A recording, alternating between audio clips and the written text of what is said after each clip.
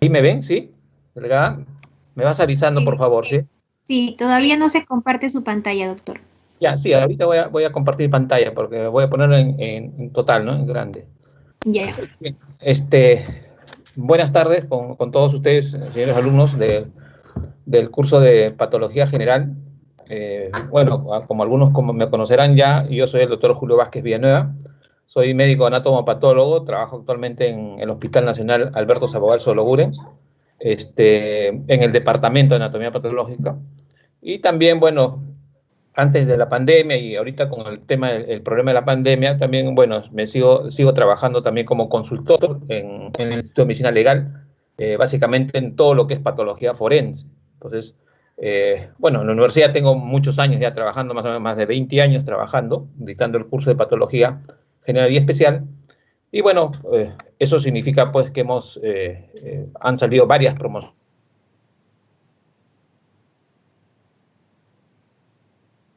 médicos egresados de Villarreal, que han sido mis alumnos, inclusive he tenido y hasta ahora tengo algunos colegas ya patólogos que han sido mis alumnos. Pero bueno, en fin, hay muchas cosas que hablar, pero lo importante que yo siempre acostumbro en la primera clase de patología general es un poco llamarlos a la reflexión a todos los estudiantes de medicina, especialmente a los estudiantes a mis alumnos, a los alumnos del curso de patología general, ¿no? Llamarlos a la reflexión básicamente por tres aspectos fundamentales, ¿no? En primer lugar, la formación del estudiante de medicina. Si bien es cierto, siempre en las universidades todos los docentes decimos que en la universidad al estudiante de medicina se le da el 10% del 100% de lo que tiene que saber, y el resto, el 90% digamos, de la parte académica, corre por cuenta de ustedes. Imagínense ahora con esto de la pandemia, ese 10% básicamente ha bajado. Pero eso no significa que nosotros, los docentes, estemos prácticamente no detrás de ustedes, sino al costado de ustedes para poder guiarlos, ¿no? Para poder aprender juntos, porque en medicina, ojo, en medicina nunca se termina de aprender. Aquel médico que dice que lo sabe todo prácticamente no sabe nada en sí. Entonces, en medicina siempre tenemos que aprender. Y la mejor manera de aprender es investigando, ¿no? Investigando, actualizándose. Y por eso es que yo a mis grupos de práctica, yo siempre en los seminarios siempre los incito a que presenten artículos, ¿no? Revistas científicas actualizadas, ¿no? De 3 años, por ejemplo, si estamos en 2020, máximo debe ser de 2017, 2018 los artículos, ¿no? Para pues, hacer un feedback, o sea, retroalimentarnos, ¿no? Porque imagínense que del grupo de 20 alumnos diarios repasamos 20 artículos, porque cada uno lee un artículo, resume el artículo y lo expresa. Entonces, de una u otra manera estamos retroalimentándonos con el conocimiento de la medicina. Ese es en primer lugar. En segundo lugar, la responsabilidad, ¿no? La responsabilidad del estudiante de medicina, futuro médico, es importante, ¿no? Yo también siempre he reiterado y recalcado de que acá en el Perú nosotros a los médicos nos forman básicamente, todas las facultades de medicina nos forman como médicos curativos en sí, ¿no? Y lo que es atención primaria de la salud, que es lo principal, todo lo que es prevención y promoción de la salud, es vital en otros países. Acá en Perú casi no se descuida. Y fíjense esto con lo de la pandemia. Yo creo que lo que es salud pública y todo lo que es atención primaria, ¿no? Es importante que el médico joven tenga un conocimiento claro para poder prevenir las enfermedades, porque ese es el objetivo del médico, tratar de prevenir las enfermedades, y un porcentaje mínimo de enfermedades, tratar de curarlas, o curarlas en sí. Entonces, pero la formación tiene que ir por ahí. Pero lamentablemente en las facultades de medicina no se incentiva eso. Entonces, por eso ya depende de cada uno de ustedes, y depende de los docentes, de que los incitemos a que tiendan ustedes a una formación no solamente curativa, ¿no? Sino una formación de tipo preventivo promocional de la salud. Y en tercer lugar, otro aspecto importante que siempre me gusta reiterarles es de que básicamente el curso de patología general, ¿no? O sea, básicamente lo que es la anatomía patológica, con otras, como se relaciona fundamentalmente con las demás especialidades. Y ustedes sabrán, y eso no lo digo yo, sino lo dicen los textos, es que la anatomía patológica es el tronco o nexo fundamental importante en donde todas las demás especialidades de la medicina se nutren de ella. Por ejemplo, los gastroenterólogos para hacer un diagnóstico de cáncer o de cáncer de gástrico o reconocer el Helicobacter pylori tienen que tomar biopsias. ¿Y quién lee las biopsias? ¿Quién hace eso? El patólogo.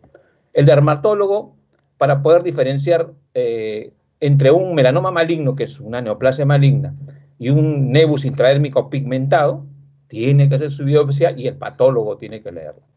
El ginecólogo, igual también, etcétera, etcétera. Entonces, a lo que voy es de que no por ser anatomopatólogo digo que la anatomía patológica es lo máximo, sino que siempre ustedes, como están empezando a llevar el curso de patología general, tienen que tener pues bien claro esto, ¿no?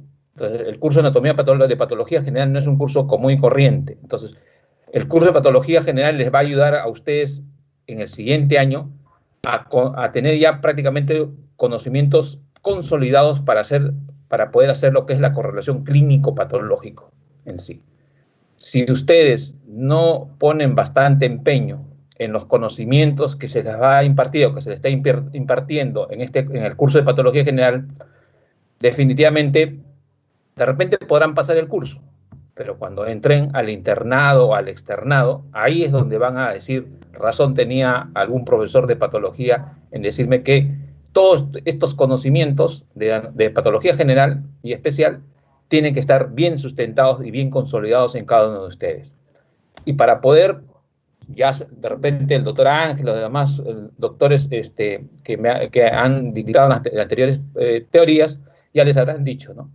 Para poder entender lo que es patología general, ustedes tienen que tener la base fundamental de 3 cursos que supongo que ya se han sacado 15, 18, son unos trómenes. 1, la histología, porque si no saben histología, ya están fritos en patología general. Si no saben reconocer los tejidos de las células normales, menos van a reconocer las células anormales o neoplásicas en sí. El segundo curso es la anatomía, ¿no? Anatomía. Bueno, yo pienso que todo el mundo ha sacado pues, una buena nota en anatomía. ¿Y por qué la anatomía? Porque la anatomía les va a servir a ustedes para poder diferenciar la macroscopía básicamente. ¿Y por qué? Porque yo estoy seguro que cada uno de ustedes ya sabe cuánto mide un hígado, cuánto pesa un hígado, cuál es el color, la consistencia y la superficie de un hígado. Porque cuando nosotros hablamos de esteatosis hepática, lógicamente ya estamos entrando al tema de patología general, vamos a tener que saber la parte normal para poder comparar, ¿no?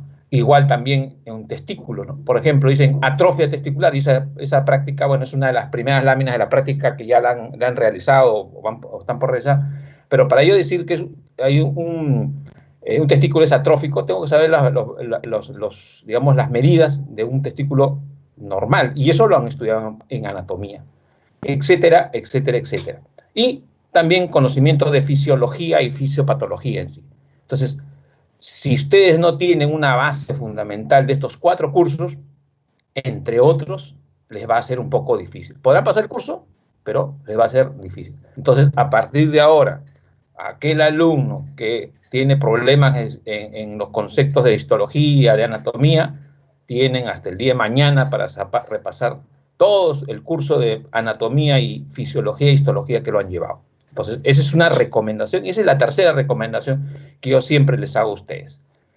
Bajo esas perspectivas, ¿no? Bajo esas perspectivas, nosotros el día de hoy vamos a desarrollar un tema importantísimo. Es un tema importante que tiene que ver mucho con lo que es algunas patologías comunes y corrientes, o enfermedades básicamente comunes y corrientes, los más frecuentes que ustedes van a ver de acá al siguiente año cuando pasen a clínicas, y que muchas veces los médicos tienen, digamos, problemas en la adquisición en sí de este tipo de enfermedades. Y este tipo de enfermedades están asociadas fundamentalmente a lo que se denominan las acumulaciones intracelulares y los pigmentos. Entonces, lógicamente, la clase de hoy día, que vamos a tratar de desarrollar lo más didácticamente posible, porque ya apelo a algunos conceptos que ustedes ya los tienen bien claros, es en relación a este tipo de, digamos, procesos o mecanismos que se dan en las células y por ende en los tejidos y por ende en los órganos y que se traducen como algunas enfermedades más comunes que ustedes van a ver posteriormente.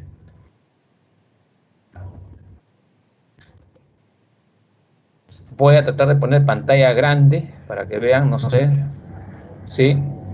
Delegada, ¿ves el puntero ahí? ¿Ves mi puntero o no se ve? Sí, doctor, sí se ve su puntero. Sí se ve. Allá, perfecto. Entonces, pucha, estaba pensando que había problemas en el puntero. ¿Qué es lo que se denomina acumulación de sustancias o acumulación intracelulares, ¿no? La acumulación de sustancias o acumulación intracelulares o en el interior de la célula básicamente se clasifican en grupos o categorías, ¿no? Básicamente de acuerdo a la etiología que se produce este tipo de acumulaciones intracelulares. Entonces, vale decir de que estas acumulaciones de sustancias intracelulares están en relación directa a los productos o a las sustancias que las células comúnmente tienen en su interior o que producen el metabolismo.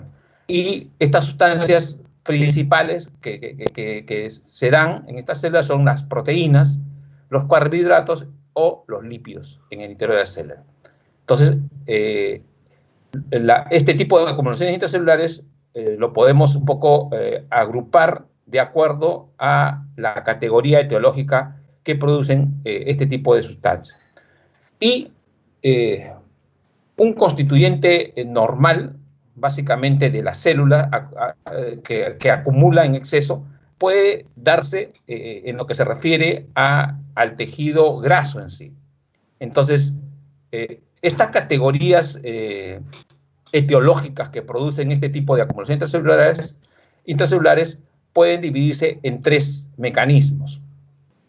El primer mecanismo que está asociado fundamentalmente al metabolismo de la célula normal, pero este metabolismo de la célula normal, ¿no?, lo que hace es producir normalmente este tipo de sustancias, que pueden ser los lípidos, las proteínas, el carbohidrato, pero el problema de la célula es de que esta célula no tiene su capacidad de degradación de este tipo de sustancias, no es la adecuada. Y por lo tanto, se produce un acúmulo de este tipo de sustancias. Por ejemplo, ¿no?, lo que se considera el acúmulo de sustancias de lípidos que está en relación a lo que se denomina hígado graso, ¿no?, en sí. Igual también la acumulación de proteínas, ¿no?, o de carbohidratos, también se pueden dar en este tipo de células, específicamente, de repente en algunos casos en las células, en los túbulos contorneados proximales de los riñones, por ejemplo, al acumularse proteínas ahí. El segundo gran mecanismo que se utiliza que se dan en este tipo de acumulaciones intracelulares es cuando hay una acumulación de sustancias anormales. Entonces, en el primero el metabolismo de células era normal, pero el mecanismo de degradación es deficiente. El segundo es que la acumulación de sustancias se producen acumulación de sustancias anormales, lo que se denomina pues la metabolopatías en sí, o lo que se denomina también el tesaurinismo en sí, ¿no?, que es básicamente, está asociado básicamente a todo lo que es las metabolopatías en sí.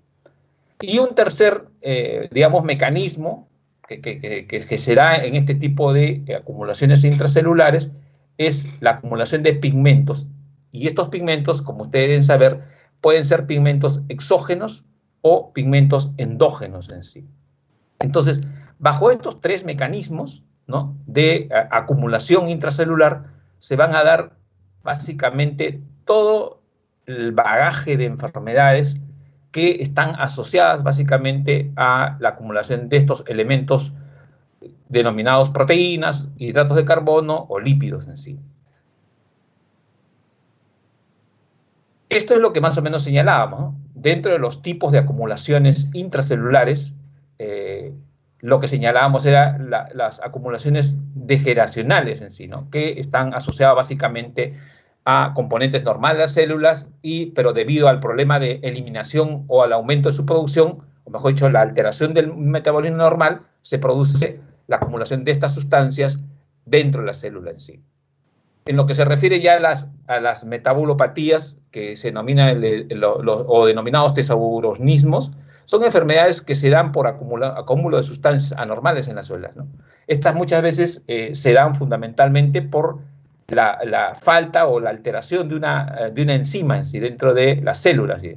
Y casi siempre estas afectaciones se dan por defectos enzimáticos en sí, ¿no? La gran mayoría, o el mayor porcentaje de estas, digamos, defectos enzimáticos están asociados a problemas de tipo congénito en sí. Y el tercer grupo, que son las pigmentaciones, que no son más que acúmulo de sustancias no digeribles por las células del organismo, que difiere básicamente del color, el origen y el significado patológico que se pueden dar en este tipo de sustancias en sí.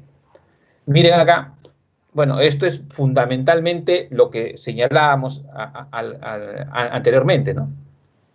Hay una célula normal, ya ustedes reconocen, ¿no?, que produce sustancias, que su metabolismo es normal, de celular es normal, ¿no? Su metabolismo es anormal. Al momento de, al momento de que el metabolismo de esta célula es un metabolismo anormal, ¿no?, llamemos anormal digamos, en la velocidad de metabolizar la sustancia, en este caso la grasa, lo que se va a originar, ¿no?, es el acúmulo de esta sustancia grasa. Y este acúmulo de sustancia grasa dentro del citoplasma va a originar lo que se denomina el hígado graso en sí, ¿no?, o la esteatosis hepática en sí. Donde la esteatosis hepática, ya posteriormente vamos digamos, a precisar, no es más que la acumulación de lípidos en las células, básicamente, de las células hepáticas en sí, ¿no? El segundo mecanismo es básicamente es un plegamiento del transporte, ¿no? Es un plegamiento, mejor acá, ¿no? Se produce básicamente por el plegamiento y transporte de las proteínas, pero ¿asociado a qué? Asociado a una alteración de una mutación de la proteína de la célula en sí, ¿no? Entonces, esta mutación de la proteína intracelular lo que produce es un plegamiento en el transporte de la proteína y, por lo tanto, se produce, pues, acúmulo de células un poco, digamos, de sustancias anormales en sí en la célula. Un tercer mecanismo o vía de acumulación intracelular es lo que señalábamos básicamente, es por ausencia de una enzima, ¿no? Hay, digamos, la relación del sustrato complejo con productos solubles, hay una falta o una alteración o ausencia de la enzima y lo que se produce es que hay una reacción del sustrato complejo, una acumulación del sustrato complejo y la alteración la acumulación de esta sustancia dentro de la célula. Y en la cuarta vía de acumulación intracelular es lo que denominamos hace un momento, es el déficit de la ingestión de productos no digeribles por la célula, ¿no? Estos productos que son extracelulares, ¿no?, no pueden ser digeribles por la célula y por lo tanto se produce una acumulación de este material exógeno intracelular en sí. Entonces, esas son las 4 vías por las cuales se produce la acumulación intracelular de las células propiamente dichas en sí. ¿Cuál es la patogenia? Esto, bueno, vamos a seguir insistiendo para que más o menos ustedes tengan claro la patogenia, ¿no? Lo que señalamos, hay una sustancia endógena normal que se produce a una velocidad normal aumentada, pero con una tasa de metabolismo inadecuada para eliminar lo denominado esteatosis hepática. La otra patogenia de esto que hemos señalado de la acumulación intracelulares es cuando hay una producción de una sustancia normal o anormal, pero se acumula porque no se puede metabolizar básicamente y se deposita a nivel intracelular en forma filamentosa, en forma amorfa, y esto se traduce en las denominadas enfermedades por almacenamiento, ¿no? Las denominadas enfermedades por almacenamiento de sustancias son más o menos las denominadas enfermedades por almacenamiento lisosomal en sí, ¿no? Hay una serie de enfermedades ya que ya posteriormente en el desarrollo del curso vamos a ver, pero fundamentalmente las lisosomales están en relación a este tipo de patogenia en sí. Y también lo que señalamos, las sustancias exógenas anormal, ¿no? Que se depositan y se acumulan, pero debido a que las células no reconocen a esta sustancia exógena, la maquinaria enzimática que tienen, que cuentan las células del organismo, no pueden degradar este tipo de sustancias. Por lo tanto, al no poder degradar este tipo de sustancias por defectos de la maquinaria enzimática, lo que se producen son acumulaciones dentro de las células, ¿no? Hay una serie de ejemplos, por ejemplo, la silicosis, inclusiones virales, ¿no? La antracosis, etcétera, etcétera, que vamos a ver posteriormente. Esto, bueno, también lo que señalamos, ¿no? La clasificación según la sustancia que se acumula, pueden ser por lípidos, proteínas, glucógeno y la acumulación de pigmentos. En relación fundamentalmente a lo que es la acumulación de lípidos. Lo denominado cambio graso, esteatosis hepática o metamorfosis grasa, algunos lo denominan, no es más que la acumulación anormal de los triglicéridos, pero dentro de las células parenquimatosas del hígado en sí. Esto generalmente se observa con mayor frecuencia, si bien es cierto, en el hígado, porque es el principal órgano que metaboliza la grasa, pero también no solamente se puede ver en el hígado, sino también hay acúmulos de grasa en el corazón, en el tejido muscular y en el riñón también. Entonces, ojo, tener en consideración que la esteatosis no solamente es en hígado, sino el acúmulo de grasa puede darse en el miocardio, en el tejido muscular y en los riñones en sí. Hay diversas causas que producen este tipo de cambio graso o esta acumulación de tejido graso. Por ejemplo, el síndrome de Kawashiorkor, que es la malnutrición proteica, produce este acúmulo de grasas.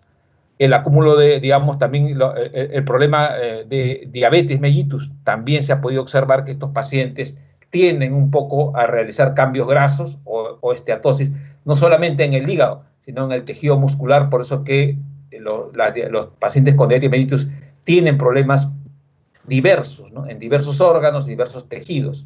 Pacientes con obesidad mórbida, igualmente también. Y la hipoxia también es una causa que produce básicamente este tipo de acumulación grasa. Pero lo que más se ha observado, no solamente acá en Perú, sino a nivel mundial, que la causa más común, más frecuente en los adultos que producen este cambio graso, esta esteatosis, es el alcoholismo en sí. Entonces, hay diversas causas, pero la más frecuente, la más común es el alcoholismo. Ahora último, también se ha podido observar que algunos fármacos producen también cambios grasos en el hígado, y no solamente en el hígado, sino en otro tipo de órganos o tejidos en sí. Ahora, ¿qué es lo que significa este tipo de cambio graso? Básicamente, lo que significa este tipo del cambio graso va a depender mucho de la cantidad de la acumulación grasa que tiene, que tiene el tejido y la gravedad, ¿no? O sea, básicamente la gravedad de la esteatosis va a estar en relación a la cantidad de tejido graso acumulado en sí. Ojo, cuando hablamos de esteatosis hepática, en este caso, vamos a ver de esteatosis hepática, no solamente porque hemos dicho ya que en el corazón, el tejido muscular, etcétera, etcétera, se puede dar, pero cuando hablamos de esteatosis hepática, va a depender mucho del tipo de acumulaciones intracelulares que tiene. Por eso es que la esteatosis hepática desde un punto de vista etiopatogénico, desde un punto de vista pues, histopatológico, la podemos clasificar en esteatosis hepática a gota grande y a gota pequeña. ¿Qué significa eso? Que las células, la vacuolización, ¿no?, de las células hepáticas pueden ser grandes o pequeñas. ¿Y esto para qué sirve? ¿Para qué le sirve al clínico? ¿Para qué le sirve al gastroenterólogo, etcétera, etcétera? Porque se sustenta que cuando la esteatosis es a gota grande, ¿no?, la esteatosis es más severa, ¿no? Y esta esteatosis puede virar a otro tipo de patología en sí, un poco más, digamos, más grave en sí. O sea, si bien es cierto que la esteatosis es una patología reversible, pero también la esteatosis puede conllevar, digamos, a otro tipo de, digamos, de patología ya más grave en la persona, ¿no? La esteatosis muchas veces se ha podido observar que la cirrosis va acompañada con esteatosis. Y un paciente con cirrosis también en algún momento podría desencadenar un hepatocarcinoma. Entonces, miren cuán importante es saber gradar, o la gradación asociada a la causa o a la etiología que produce la esteatosis hepática, o la esteatosis en general. Entonces, es importante ese dato para que nosotros podamos abordar, o ustedes puedan abordar a estos pacientes, ¿no?, con una esteatosis o hígado graso. Muchas veces ustedes, a un familiar viene y le enseña una biopsia o le enseña una ecografía hepática y dice, ¿qué significa esto?, ¿no? Pues, hígado graso. Ah, sí, no se preocupe, que por aquí o por allá, perfecto. Ah, ya, el paciente sigue de repente tomando, comiendo, etcétera, etcétera, haciendo desarreglos metabólicos, y a un tiempo mediano pueden ir ya con su problema de cirrosis o su problema de hepatocarcinoma. Ojo, tengan en consideración que cuando el hígado, para que el hígado dé sintomatología o signología clínica, el hígado tiene que estar afectado más de las 2/3 partes. Hay pacientes que tienen el hígado afectado el 50% y no dan sintomatología. Por lo tanto, cuando ya el hígado está afectado a las 2/3 partes, da sintomatología, y cuando ya le sacan su biopsia, cuando le hacen su tomografía, realmente ya es un poco tarde para, digamos, revertir, digamos, este tipo de patologías. Por eso es que hay que tener bastante cuidado y bien claro esto, lo que estamos señalando. Bueno, esto es básicamente para ver el mecanismo, la fisiopatología de cómo el hepatocito, cómo se produce la acumulación de la grasa o de la acumulación de triglicéridos en los hepatocitos. Acá podemos observar básicamente, ¿no?, que este tipo de pacientes, los pacientes con diabéticos que están asociados a caquexia por diabetes, o la hipoxia, o la presencia de algunas toxinas, o la desnutrición propiamente dicho, o el guachorco que le dicen, ¿no?, va a producir básicamente, en primer lugar, ¿no?, en pacientes diabéticos, lo que se va a dar básicamente es un aumento en la disponibilidad de ácidos grasos libres en sí. Y este aumento en la disponibilidad o predisposición de ácidos grasos libres, lo que va a originar es de que exista o se dé un aumento en la esterificación de estos ácidos grasos, ¿no? Y esta esterificación de estos ácidos grasos libres va a originar, o va a dar origen, mejor dicho, a los denominados triglicéridos. Pero estos triglicéridos, al momento de haber un aumento en el proceso de esterificación, lo que se va a originar es que hay una acumulación de triglicéridos, pero en la zona, en el espacio, en el citoplasma propiamente dicho. Entonces, a mayor aumento de esterificación de ácidos grasos libres en el hepatocito, mayor acúmulo de triglicéridos, y por lo tanto las células hepáticas van a digamos, desarrollar lo que se denomina el balonamiento, ¿no? Balonamiento de células de hepatocitos, ¿no? O la degeneración balonante, como se dice. Y esta degeneración balonante se va a caracterizar frecuentemente desde un punto de vista histopatológico, en que primero va a haber un incremento del espacio citoplasmático. En segundo lugar, el núcleo, que prácticamente es un núcleo central en el hepatocito, el núcleo va a virar y va a ser un núcleo en media luna. Va a tender un poco a ser excéntrico, ¿no?, y aplastado, como en media luna en sí. Ese es el segundo criterio. Y el tercer criterio es de que los espacios interacinares de los hepatocitos se pierden, ¿sí? Entonces, esos 3 criterios microscópicos me van a permitir a mí en decir si estoy frente a un hepatocito con degeneración balonante, y el sinónimo de hepatocito con degeneración balonante es lo que se denomina esteatosis hepática o degeneración grasa. Entonces, tener en consideración eso. En el caso, por ejemplo, de la desnutrición, en pacientes con desnutrición o pacientes que de una u otra manera pues tienen un déficit en el metabolismo de las toxinas, lo que también se va a dar básicamente es, va a haber una disminución de la oxidación de los ácidos grasos libres y una menor disponibilidad de la apoproteína en sí. Y esto, en pacientes con desnutrición, va a originar que los hepatocitos tengan cierta dificultad para eliminar los triglicéridos a través de las lipoproteínas. Y esta dificultad en la eliminación del tejido graso, lo que va a originar es que va a existir un acúmulo de triglicéridos en sí, y por lo tanto lo que denominan hepatocitos con degeneración balonante. Entonces, estos procesos o estos mecanismos por los cuales se da la acumulación de triglicéridos en los hepatocitos va a tener como factor etiológico una serie de situaciones que estamos señalando en este gráfico en sí. Bueno, esto es macroscópicamente un hígado graso. Ustedes fíjense bien, ya acá entra la anatomía. La macroscopía es fundamental en sí, ¿no? ¿Por qué? Porque ustedes van a comparar una patología anormal, un hígado anormal con un hígado normal. Primero, vamos a ver el color, ¿no?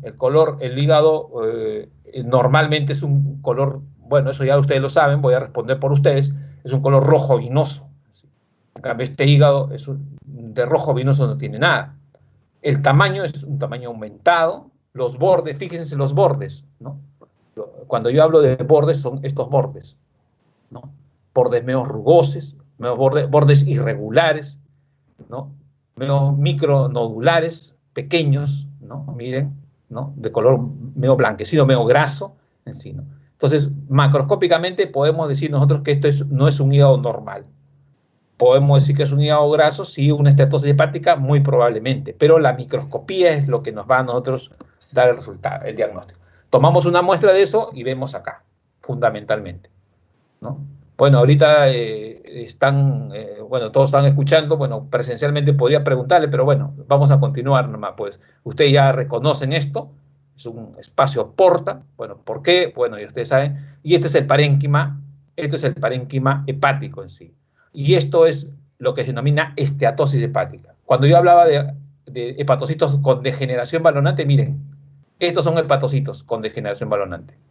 ¿Qué es lo que pueden observar? Prácticamente en algunos son acúmulos de grasa en sí. Ojo, ya les han dicho de repente los demás docentes que con hematoxilina y eosina, todo lo que se vea blanco o es grasa o es aire. Nada más. Ese es un dato que les doy a ustedes para cuando den su examen de práctica y vean las láminas, tengan en mente bien claro. Con hematoxilina eosina, o sea, con HE, con la coloración de hematoxilina eosina, todo lo que es blanco es grasa o aire. Este es hígado, ni modo va a ser aire, ¿no? Entonces es grasa en sí. Fíjense la estructura de las células hepáticas en sí, ¿no?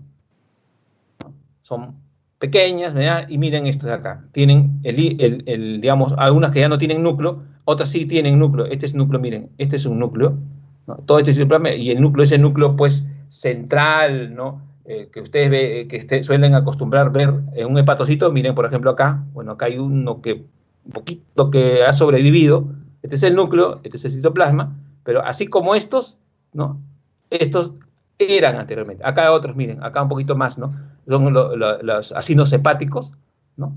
Pequeños, su núcleo, igual acá, núcleo, acá ya comienzan a degenerarse, ¿no? Etcétera, etcétera, etcétera. Entonces, esto es lo que se denomina esteatosis hepática o acúmulo de células, digamos, acumulaciones intracelulares, pero desde el punto de vista graso, es decir, de tejido graso. Bueno, esto es con una coloración especial, coloración digamos, de paz, de Mayor, que diga, en la cual básicamente lo que aquí, digamos, tipifica o identifica es el tejido graso, o sea, la grasa propiamente dicho. Acá nosotros podemos valorar, miren, acá hay un esbozo básicamente, ¿no? de espacios interacinares en sí, ¿no? ¿no? Entonces, pero todo lo que está en rojo es grasa en sí, todo lo que es color ladrillo básicamente es grasa en sí. Nosotros acá podemos valorar qué porcentaje de daño hepático está en esta biopsia en sí, ¿no? En función al porcentaje del daño hepático, nosotros podemos valorar la gradación o el grado de digamos, el grado de la gradación del hígado, es decir, cuán, digamos, tomado está el hígado, es decir, acá podemos decir prácticamente más del 70% de células hepáticas están tomadas, y por lo tanto, el tema, este problema no es un problema leve, ¿no? Es un problema moderado hasta severo inclusive, ¿no? Acá miren, macroscópicamente, un hígado, perdón, un riñón, un corte sagital del riñón, en la cual, y con un riñón, digamos, con acumulación grasa en sí. Entonces ya ustedes pueden observar que la zona cortical en relación a la zona medular, ¿no? Siempre la zona cortical, ¿no? El color, fíjense, es totalmente diferente por el acúmulo de grasa, propiamente dicho. El tema digamos, cuando seguimos hablando de acumulaciones intracelulares de tipo tejido graso, el colesterol es también otro tipo, como hemos visto, como señalado, es otro tipo de tejido graso que se acumula básicamente y que tiene cierta predilección en las placas de los en las paredes de los vasos, produciendo lo que es la aterosclerosis, ¿no? En sí. Entonces, cuando nosotros observamos este acúmulo de grasa en las paredes, los vasos sanguíneos, especialmente en las arterias, ¿no? Lo que denominamos aterosclerosis, lo que vamos a poder observar fundamentalmente es la presencia de vacuolas lipídicas en las células musculares lisas y los macrófagos de la capa íntima de los vasos arteriales. Ustedes saben, y ahí entra de nuevo la bendita histología y anatomía, ¿no? Que básicamente el vaso o la arteria más común, más frecuente, ¿no? En la cual se acumula el tejido graso, o sea, a manera de colesterol, es la aorta en sí. En las necropsias que nosotros, bueno, casi siempre, antes nosotros observábamos cuando hacíamos necropsias, observábamos que pacientes a partir de los 60 años de edad, cuando se hacía necropsia, disecábamos la arteria, la aorta, ¿no? Torácica básicamente, ¿no? Y observamos que las paredes de la arteria habían áreas como especie de galletas. Entonces, macroscópicamente sí se puede, digamos, las placas de ateroma, ¿no? O la aterosclerosis, podemos tipificarla en sí, ¿no? ¿Por qué? Porque el color, la consistencia, o sea, como ustedes han llevado anatomía, ya saben cómo es la superficie, la consistencia básicamente de la arteria aorta en sí, ¿no? Una consistencia elástica, fibroelástica, ¿no? En sí. En cambio, cuando esta arteria está llena de placas de ateroma o de colesterol, pareciera como una galleta en sí, una galleta, o sea, que rompe una galleta de soda, esa consistencia es la consistencia de placas de ateroma, ¿sí? Y es fácil de identificar macroscópicamente, siempre y cuando sepan fundamentalmente lo que es la macroscopía de este tipo de cosas. ¿Qué es lo que vamos a poder observar también dentro de la microscópicamente? O sea, ya macroscópicamente señalamos claramente que es identificable, pero ¿qué es lo que microscópicamente vamos a observar en la capa, en las paredes de la arteria, cuando hablamos de colesterol? Uno, que la capa íntima, ustedes, bueno, histología, las arterias tienen capa íntima media adventicia. ¿Cuál es la más frecuente, la que con mayor porcentaje? En la capa media, que está básicamente formada por tejido muscular liso en sí. ¿Qué es lo que pasa con placas de ateroma cuando hay un incremento o un acúmulo de colesterol o de tejido graso o lípidos intracelulares? Es decir, lo primero que se produce es una alteración de la capa íntima y parte de la media en sí. En segundo lugar, esta alteración va a reflejarse en la presencia de cristales de colesterol, que normalmente no debe haber ahí.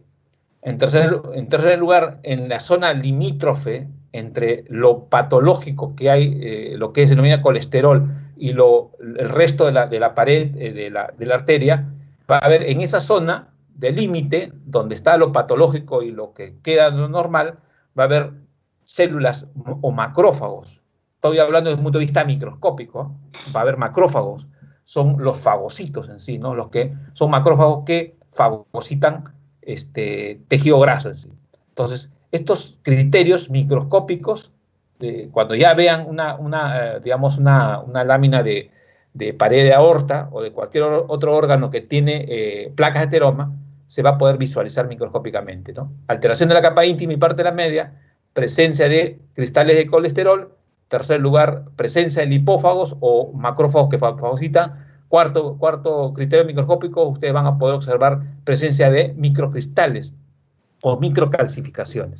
Y el resto de otros elementos microscópicos que a mí me van a permitir, o a ustedes le van a permitir, hacer el diagnóstico de acumulaciones intracelulares, pero asociadas a tejido graso, o sea, a grasa, y esto está asociado directamente a lo que es la arteriosclerosis, que no es más que una enfermedad de las placas de la pared de los vasos arteriales, fundamentalmente asociada al acúmulo de tejido graso. Entonces, se dan cuenta cómo es la mecánica digamos, de las enfermedades. Toda enfermedad, ¿no? Por lo menos la mayoría de enfermedades, tiene un reflejo histopatológico. Y ese reflejo histopatológico o criterios histopatológicos son los que vamos a desarrollar en el curso de patología general y especial. Los síntomas, bueno, ya saben también ustedes, por ahí alguien ha leído, que no son más que acumulaciones de colesterol, pero dentro de los macrófagos, en un tejido conectivo, subepitelial, ¿no? Y básicamente esto muchas veces se da en los tendones o en el tejido graso de la pared abdominal o de algún otro zona del organismo que acumule tejido graso, ¿sí? Muchas veces estos síntomas están asociados básicamente a pacientes que sufren de larga data de hiperlipidemias en sí, que pueden ser básicamente pacientes hiperlipidémicos adquiridos o hereditarios. Ojo, tener en consideración que muchas veces gente joven, ¿no?, tiene o sufre de hiperlipidemias, pero no porque han adquirido, sino porque tienen un componente genético, un componente hereditario. Entonces, ustedes siempre, cuando tengan un paciente joven, delgado, de repente, o una paciente joven, porque esto se da mayormente en mujeres, ¿no?, y que ven, pues, que tienen un colesterol en sangre, dosaje de colesterol, pues, yo he visto pacientes que tienen hasta 700, 800, ¿no?, de colesterol, ¿no? Entonces, cuando vean pacientes jóvenes que el dosaje en sangre de colesterol es de 600, 700, yo he visto hasta de 1000, son pacientes que tienen una hiperlipidemia, pero que tienen un componente genético hereditario. Y ojo, estos pacientes pueden en cualquier momento hacer infartos, digamos, infartos cerebrales en sí. Entonces, tener en consideración bastante eso. Entonces, una paciente joven, infarto encefálico, ¡pum!, ¿no? ¿Qué pasa? Era una paciente con antecedentes de hiperlipidemia en sí, ¿no? ¿Qué sentía? Que sentía cefalea intensa, bueno, la cefalea que pasaba, le venía, etcétera, etcétera, ¿no? Entonces, tener en consideración también esto, ¿no? Esto tiene una traducción histopatológica, como ya estamos viendo. Esto, bueno, ya hasta un ciego se da cuenta, es una pared de arteria arterial, en la cual, pues, ustedes pueden observar que, miren, acúmulo de grasa, ¿no? Acúmulo de grasa. Prácticamente la capa íntima, que es la parte interna, miren, toda desfasada, toda alterada, ¿no? Inclusive pacientes ya de edad que tienen placas de ateroma, muchas veces hacen, digamos, una ruptura de pared arterial, ¿no? Digamos, hay un derrame masivo, ¿no? Entran en shock hipovolémico y fallecen, ¿no? Le hacen la necropsia, y yo he visto también algunos cadáveres que han tenido ruptura de pared arterial. Otros han tenido ruptura de pared abdominal, de la arteria abdominal, Entonces, ¿cuán importante es la detección temprana de estas afectaciones que se producen por acúmulo de lípidos intracelulares en sí? Bueno, esto ya es microscópicamente. Esto lo que podemos señalar son cristales de colesterol, algunos cristales de colesterol, y toda la alteración de la capa íntima y parte de la media en sí de la ateromatosis en sí. Acá mayor aumento, miren, prácticamente la capa media de la arteria aorta, que es tejido muscular liso, prácticamente desaparece, y lo que les decía, ¿no?, todo lo que es blanco es grasa. Entonces, por lo tanto, si esto es pared de aorta, no va a ser aire. Entonces, todo esto es grasa. Acúmulo de tejido graso, lípidos, dentro de las células, digamos, de tejido muscular liso en sí, ¿no? Bueno, esto es también lo que denominamos los xantomas, acúmulo de tejido graso, muchas veces en los tendones o muchas veces intraabdominal, en el abdomen muchas veces aparecen como una especie de nódulos, ¿no? Nodulaciones marcadas, ¿no? que son bien delimitadas y que al momento de extirparlos pareciera un lipoma, pero básicamente pues se observa desde el punto de vista histopatológico que es un xantoma. La microscopía, acúmulo de grasa, ¿no? Gran cantidad de acúmulo de grasa dentro del tejido conectivo en sí.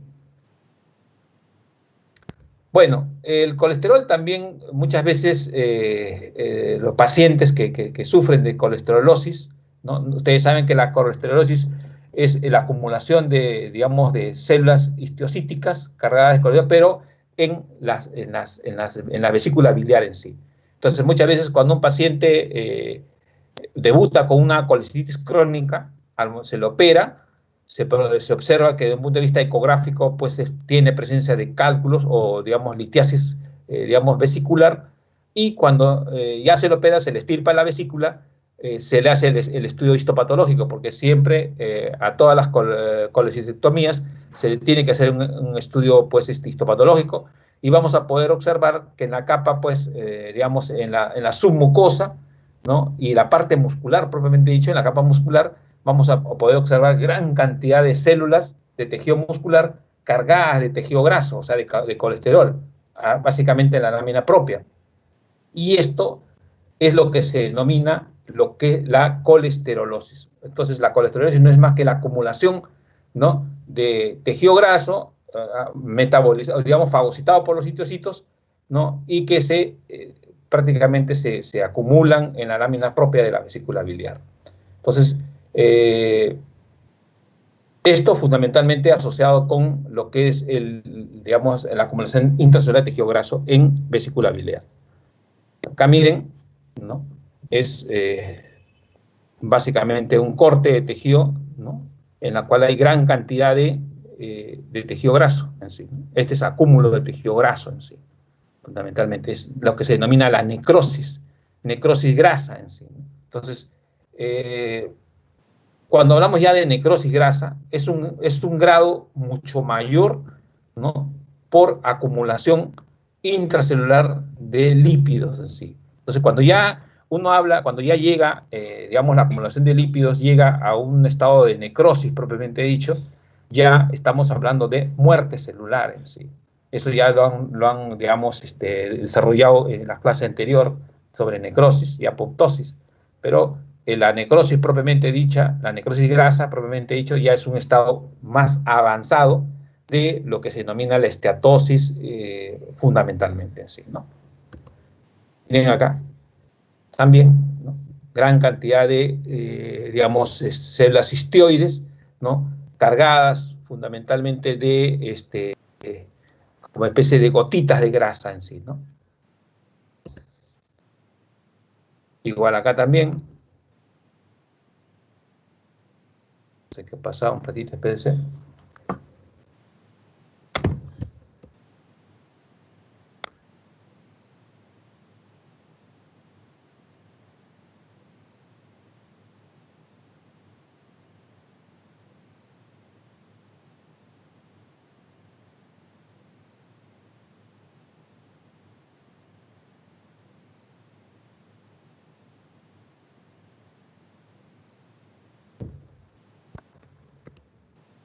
Ya, perfecto.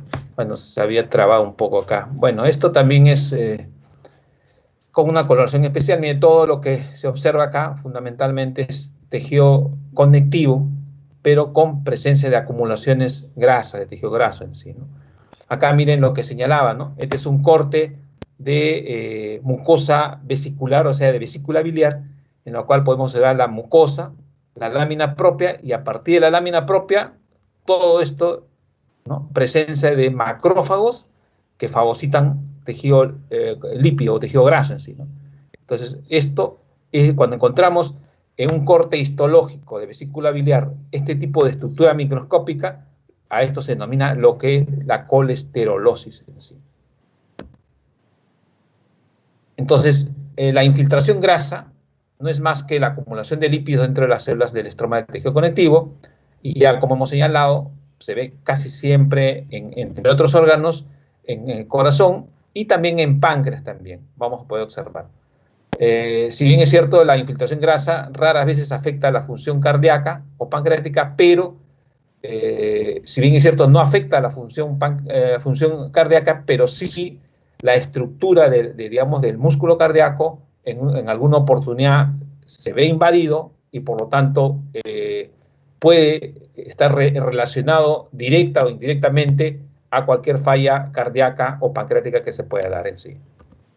Acá miren, tejido graso, gran cantidad, miren, tejido muscular y gran cantidad de tejido graso. Sí.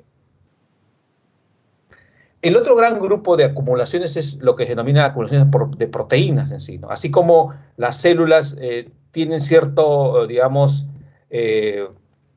cierto mecanismo afectado para lo que es la degradación de las grasas, también hay células que frente a la sobreproducción de proteínas también van a tener el problema de metabolizar. Entonces, por lo tanto, va a haber un acúmulo de sustancias anormales, puede ser, o sustancias proteicas que van a traer como consecuencia la afectación y la alteración de las células.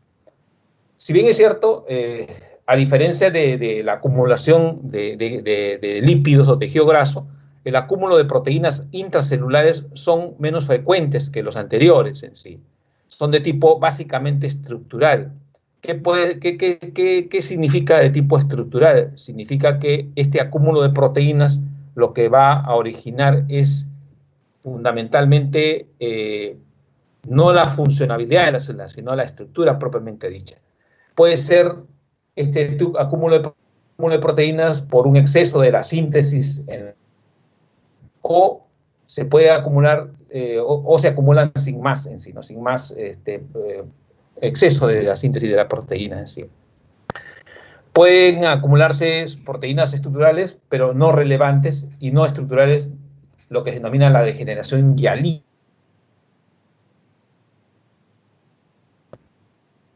Se puede observar que al momento de que las células empiezan a tratar de metabolizar las proteínas y no logran su objetivo, esto va a originar que hay una fragmentación en el ADN, en el citoplasma, de algunas células citoplasmáticas y la alteración de las mismas propiamente dicho.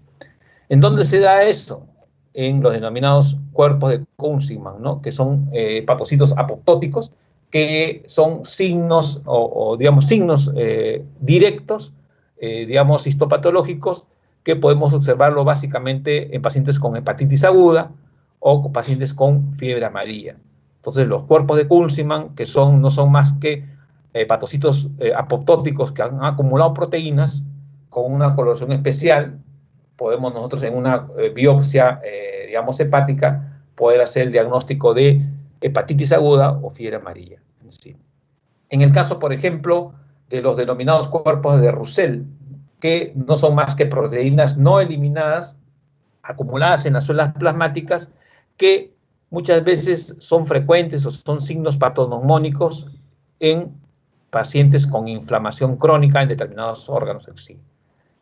El déficit congénito de la alfa-1 antitripsina, ¿no?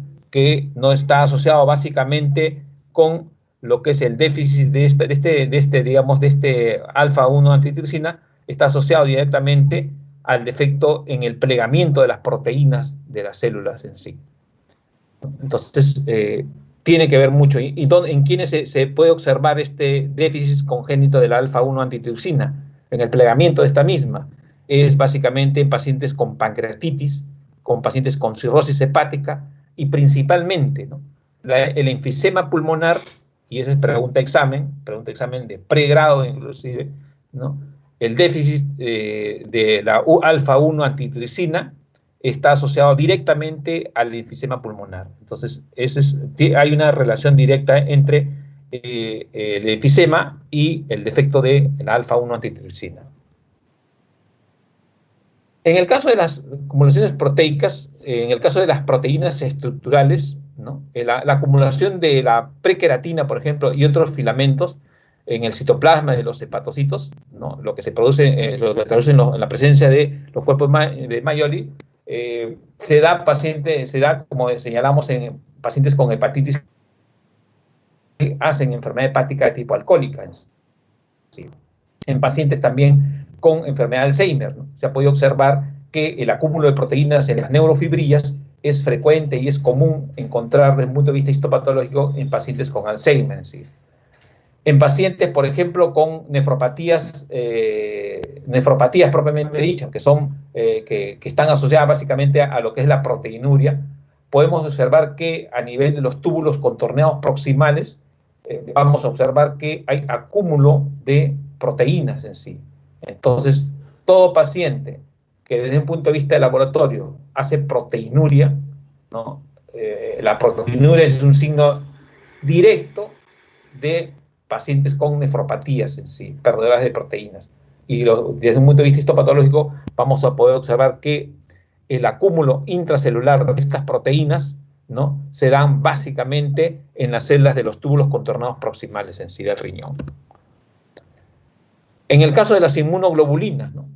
La acumulación de estas en el retículo endoplásmico de las células plasmáticas traen o dan origen básicamente a la formación de los cuerpos de Roussel.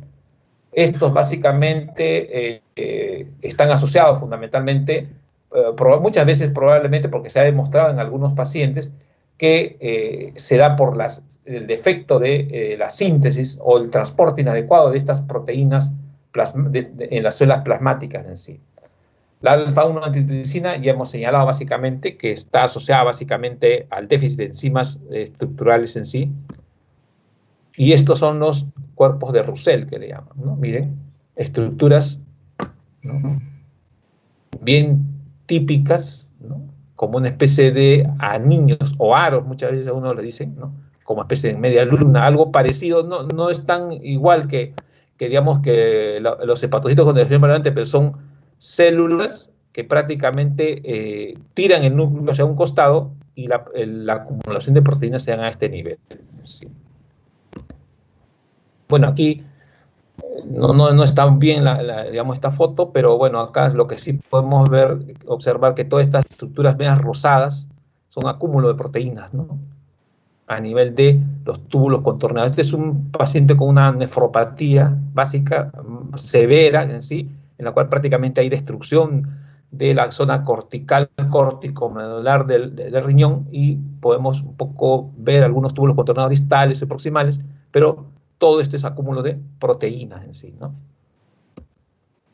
Acá, los cuerpos de Coulsingman, miren, que se dan en los hepatocitos, acúmulo de proteínas, ¿no? O sea, normalmente podemos observar los hepatocitos de esta manera, ¿no? Pero cuando ya observamos a través de una coloración de PAS, ¿no? O de tricrom, básicamente PAS, podemos observar, miren, la presencia de acúmulos intracelulares de proteínas, que son los denominados cuerpos de Coulsingman. Y estos cuerpos de Coulsingman son signos patoneumónicos de diversas enfermedades hepáticas, como por ejemplo la hepatitis aguda, básicamente, ¿no? De tipo idiopática. Los cuerpos de Mayoli, igual también, ¿no? Son células, ¿no? En la cual prácticamente hay acúmulo, digamos, de este tipo de proteínas. ¿Sí? En este caso, cuando ya hablamos de la afectación o, digamos, de la alfa-1 antitripsina en células hepáticas, lo que podemos observar con la coloración de ácido periódico de Schiff, ¿no? Y que lógicamente decíamos que está asociado a un defecto congénito del metabolismo, ¿no? Lo que podemos observar es, miren, este acúmulo de proteínas, ¿no? Que se tiñen con esta coloración de PAS de un color medio rojizo, así. O sea, una biopsia hepática que estamos pensando que el paciente es portador de un defecto de la alfa-1 antitripsina, hacemos coloración PAS y observamos y identificamos y demostramos que con esta coloración la presencia de acúmulos de proteínas se dan de esta manera. Entonces, esto nos puede ayudar al diagnóstico propiamente dicho. Este material medio marrón, grumoso, de aspecto granuloso, dentro de los macrófagos, miren, es lo que se denomina la hemosiderina, ¿no? Que se da básicamente, es otra patología que está asociada básicamente al grupo EN, pero que podemos catalogarlas básicamente como acúmulo de sustancias por destrucción de los glóbulos rojos, la liberación del hierro y el grupo EN. ¿Sí? Miren. En el caso, por ejemplo, esta es otra coloración, la coloración de azul de Prusia, ¿no? Que se observa básicamente hierro en forma de manchas azules, ¿no? Y la coloración de azul de Prusia nos permite a nosotros, nos ayuda un poco a tipificar los depósitos de hemosiderina intracelulares en los hepatocitos, ¿no? Y las células de Kupffer. Entonces, ya ahorita vamos a pasar a otro tema del acúmulo de pigmentos, en la cual vamos a poder observar que el acúmulo de hierro, ¿no? en determinadas células va a traer como consecuencia lo que se denomina pues la carencia, asociada a la carencia de enzimas lisosomales, va a traer como consecuencia pues la afectación de determinadas células dentro del organismo. Bueno, es otra célula con acúmulo de proteínas. Acá miren, bueno, ya todos más o menos se pueden observar que estos son, digamos, este color medio amarillo verdoso, ¿no? Es bilirrubina, ¿no? Este es un tejido, un corte histológico de hígado, en la cual un paciente este paciente sí tenía una, digamos, colestasis intrahepática, en la cual se puede observar pues, el acúmulo, ¿no? El acúmulo de bilirrubina, acúmulo de bilirrubina en los pequeños conductillos, ¿no? Entonces, esta colestasis intrahepática también es patognomónico de algunas otras enfermedades hepáticas, no, en una primera etapa degenerativas en sí, ¿no? En sí.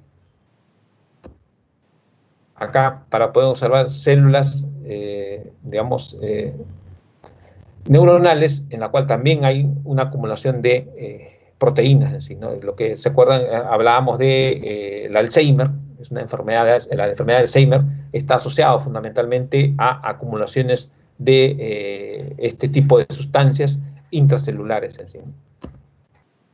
Acá también, bueno, hay un acúmulo de sustancias intracelulares. Acá a mayor aumento. ¿Qué podemos observar acá? Túbulos contorneados, un poco degenerados, acá, bueno, aparentemente distales, en la cual hay cierto acúmulo de sustancias intracelulares en sí, que se pueden identificar con determinadas coloraciones especiales. Acá también otra, la misma foto que hemos visto hace un momento. Bueno, eso es en relación a lo que es acumulaciones intracelulares de proteínas, básicamente. En lo que es acumulaciones de glucógeno, que es también el tercer, digamos, grupo que con mayor frecuencia se puede observar en algunas patologías más comunes, este acúmulo de glucógeno básicamente se presenta en pacientes con anomalías en el metabolismo de la glucosa o el glucógeno en sí. ¿Y qué pacientes presentan en el metabolismo de, digamos, anomalías en el metabolismo? Son los pacientes con diabetes mellitus a la cabeza en sí. Entonces, ¿cómo se va a traducir, digamos, este acúmulo intracelular de glucógeno? Se traduce básicamente por la formación de masas de glucógenos que aparecen en forma de vacuolas claras dentro del citoplasma, ¿no?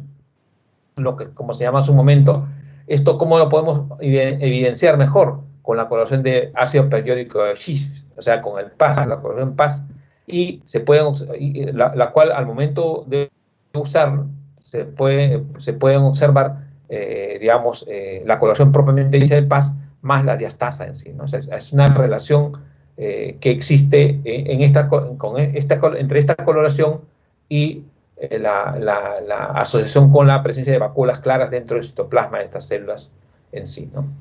Los ejemplos más típicos que hemos señalado es la diabetes mellitus y las enfermedades por almacenamiento de glucógeno. Hay una serie de enfermedades un poco no tan comunes, no tan frecuentes, por almacenamiento de glucógeno que se puede observar. Acá miren, hay una gran cantidad de células, subnúcleos, y el resto es glucógeno, acumulación de glucógeno en sí, ¿no? En el caso de, bueno, esto de la acumulación de glucógeno no es tan común, no es tan frecuente, ¿no? De repente nosotros vamos a verlo mucho mejor cuando desarrollemos lo que es diabetes mellitus, ¿no? O sea, creo que hay un seminario sobre diabetes mellitus, entonces ahí es donde vamos a poder un poco explicar básicamente cuál es la fisiopatología del acúmulo de glucógeno en este tipo de pacientes. Ojo, dependiendo del tipo de diabetes, la acumulación de glucógeno se va a dar en mayor proporción o en menor proporción. Por eso es que desde un punto de vista histopatológico, este dato es importantísimo en sí, ¿no? Cuando se trata del estudio de un paciente diagnosticado con diabetes mellitus. En el caso de la acumulación de pigmentos, que ese es el otro grupo en sí, ¿no? Lo que señalamos al comienzo es que este tipo de, digamos, de acumulaciones de pigmentos casi siempre no es tan común, no es tan frecuente, pero el tipo de pigmentos exógenos básicamente se dan por sustancias anormales, ¿no? Que pueden venir del exterior o pueden estar dentro del organismo. Este tipo de acumulación de pigmentos causan daño celular, pueden causar daño celular o muchas veces no causan daño celular hasta un determinado tiempo. Pero se ha podido observar que cuando hay daño celular, digamos, asociado a este tipo de pigmentos, muchas veces pueden terminar en una patología un poco más avanzada en sí. Ahora, estos pigmentos pueden ser acumulados en el citoplasma, propiamente dice las células, o en muchos de los casos también en el núcleo. Si se acumulan en el núcleo, lo que van a originar fundamentalmente y lo que se ha podido observar es cierta alteración en la parte, digamos, cromosómica en sí, ¿no? En los genes propiamente dicho. Esto no va a ser hereditario, lógicamente, sino que al momento de sufrir una alteración en el ADN, lo que va a tratar, lo que se va a originar es, va a haber un desbalance en el metabolismo de los mismos y por lo tanto puede presentar una diversidad de enfermedades, ¿no? En sí. Pigmentos, ¿no? Son sustancias coloreadas, endógenas, normales o anormales, o exógenas que bajo ciertas circunstancias se acumulan intracelularmente. Cuando hablamos de pigmentos exógenos, nos referimos fundamentalmente al carbón, ¿no? Digamos, al anthrax, al carbón, ¿no? Entonces, la acumulación de estos pigmentos exógenos, que es el carbón, o sea, el hollín, o digamos, por todo lo que ustedes ya saben, esto va a traer como consecuencia lo que se denomina antracosis. Y la antracosis no es más que una enfermedad respiratoria que se da por el acúmulo de carbón intracelularmente en las células del epitelio respiratorio en sí. Muchas veces estos se pueden observar en personas que trabajan en minas, etcétera, etcétera. Yo tuve una experiencia que cuando una vez hubo una muerte masiva en el Cusco, ya no me acuerdo, más o menos murieron cerca de 27 niñitos entre 3 años y la mayorcita tenía 8 años.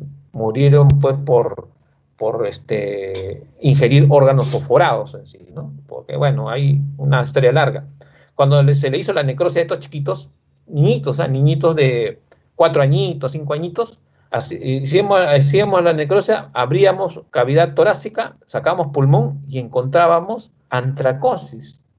Y qué raro, decía, ¿no? Qué raro, ¿por qué en un niño de 3, 4 años, 5 años se produce en antracosis? Claro, no en mayor, ¿qué le digo? Pues del 100% del parénquima pulmonar había pues un 5%, 7%, pero niños de 5 añitos, 4 añitos. Entonces, la pregunta era, ¿por qué, no? Acá, al comienzo me acuerdo cuando fuimos todo el equipo de, digamos, de patología forense, bueno, etcétera, etcétera, la pregunta era, pues, ¿por qué no? Y la respuesta es simple, ¿no? Porque casi siempre en provincia, los niñitos que están en sus casitas dentro, la familia pues cocina con leña, todo lo es leña.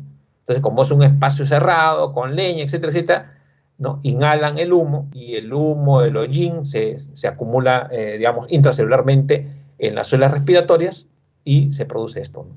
Igualmente acá, ¿no? Yo estoy seguro de que a partir de acá, a partir de los 25, 30 años, por la contaminación ambiental, por el humo de de los ómnibus, etcétera, etcétera, pues la mayoría de nosotros tenemos antracosis, no en un grado pues severo, pero sí hay. Entonces eso es como consecuencia del acúmulo de pigmentos exógenos. Por ejemplo, ¿no? el carbón que produce la enfermedad de antracosis. En el caso de los tatuajes, por ejemplo, también los que se hacen tatuajes son pigmentos exógenos que se insertan en la piel o bueno, en todas las células, en la epidermis y tanto, muchas veces hasta en la dermis puede llegar y que se quedan ahí porque no son fagocitados por las células propiamente dichas de la piel, ¿no? De la epidermis en sí. Entonces, los tatuajes serían, pues, entre comillas, estarían asociados básicamente por la acumulación de pigmentos de tipo exógeno, ¿sí? ¿no? En ambos casos, por ejemplo, la acumulación del pigmento tiene lugar en el citoplasma de los macrófagos residentes del tejido y son permanentes en sí, ¿no? Son permanentes. Bueno, como ejemplo fundamental, como ejemplo principal es la antracosis, ¿sí? Pero hay una serie de patologías, por ejemplo el saturnismo, que es la acumulación de plomo, la asbestosis, que es acumulación de asbesto, la siderosis y la argiria, que son pues básicamente acumulaciones de determinadas sustancias exógenas que se introducen al organismo y que pueden causar este tipo de enfermedades. Por ejemplo, ustedes han podido observar, bueno, han escuchado que hace años atrás muchos niños del Callao, ¿no? Empezaron a desarrollar saturnismo por la acumulación de plomo. Y eso se debe básicamente porque a veces hay empresas o hay empresas básicamente industrias industriales, qué sé yo, que botan el plomo, trabajan con plomo y eliminan el plomo al agua. Entonces los niños ingieren agua contaminada con plomo y el organismo, las células o los macrófagos de determinados tejidos lo acumulan y producen el saturnismo en sí, ¿no? Que es tiene toda una variedad de signos y síntomas y esto va a traer como consecuencia una serie de situaciones patológicas que a la larga o a mediano plazo van a alterar el organismo de las personas o de los niños en sí. Entonces, esto tiene que ver mucho digamos, con el problema de inteligencia, el comportamiento. Algunos estudios han demostrado que el comportamiento agresivo de muchas personas, ¿no? Están asociados a la acumulación de plomo digamos, en las células neuronales en sí, ¿no? Pero bueno, hay una serie digamos, de situaciones o enfermedades que se asocian básicamente a la acumulación de pigmentos exógenos en sí. Bueno, esto básicamente voy a centrar básicamente en lo que es la macroscopía y la microscopía de algunas enfermedades asociadas a pigmentos exógenos. La antracosis, que ya lo hemos dicho, macrófagos acumulan o fagocitan el antrax o el hollín, ¿no? Macroscópicamente lo que vamos a poder observar es una coloración negruzca, casi siempre esto se da en el supraural, y lo que vamos a encontrar que hay una hipertrofia de ganglios linfáticos de tipo regionales. Se ha podido observar a nivel de los ganglios regionales, digamos, paraórticos, que los ganglios pues tienen gran cantidad digamos, de antrax, ¿no? En sí. Microscópicamente, depósito negruzco granular dentro de los macrófagos y no despierta reacción inflamatoria muchas veces, ¿no? Pero muchas veces la antracosis se asocia a otro tipo de enfermedad. Esta es la etiopatogenia, inhalación por vía respiratoria, lo que hacen las células respiratorias a nivel de los alvéolos, ¿no? Acumulan el antrax, ¿no? Y estos alvéolos, esta acumulación pues, puede darse en vasos linfáticos, en las arteriolas o en las células propiamente dicho, ¿no? Y si se da este acúmulo digamos, de antrax o pigmento a nivel de vasos sanguíneos, va a producir nódulos linfáticos regionales, pero con antracosis en sí, ¿no? Un pulmón con antracosis, miren, color negruzco, casi siempre, toda la parapleural, la zona parapleural, ¿no? Casi el 90% del pulmón es antracótico. Microscópicamente, bueno, acá no se puede observar, acá este pigmento medio oscuro, ¿no? Poco, vamos a observar. ¿Esto qué sería? Pulmón, aire, pulmón, si es pulmón, son alvéolos, blanco, con H, aire, ¿sí? Acá sí mejor, ¿no? Microscópicamente vamos a poder observar vasos de parénquima pulmonar, dilatación, ¿no? Otros vasos dentro del parénquima, alvéolos y pigmento antracótico, antracosis. Se observa así. Acá mayor aumento, miren, macrófagos que fagocitan pigmento antracótico, ¿no? Y se acumulan todos los macrófagos y se observa, se puede observar lo que hemos visto en la parte de la macroscopía del pulmón en sí. Acá, fundamentalmente, esto es muchas veces lo podemos ver en piel también, cuando hay lo que se denomina, ya no antracosis, sino lo que son los tatuajes. Muchas veces se introducen algunas sustancias, ¿no? Exógenas que van a originar lo que denominan los tatuajes en sí, ¿no? Esto un poco vamos a pasarlo rápido porque ya hemos puesto el ejemplo fundamental de lo que es la antracosis. El acúmulo de sílice trae como consecuencia la silicosis, que son partículas provenientes de las minas, casi siempre se da en mineros esto, por la acumulación de estaño, de hierro, de cobre. Muchas veces se ha podido observar que también pacientes, personas que trabajan en la fábrica de vidrios, vienen con este tipo de sintomatología, ¿no? Respiratoria, ¿no? Y estos pacientes con silicosis finalmente muchas veces debutan con una neumonía de tipo fibrosante, ¿no? que se da como consecuencia de un daño alveolar y fibrosis propiamente dicha.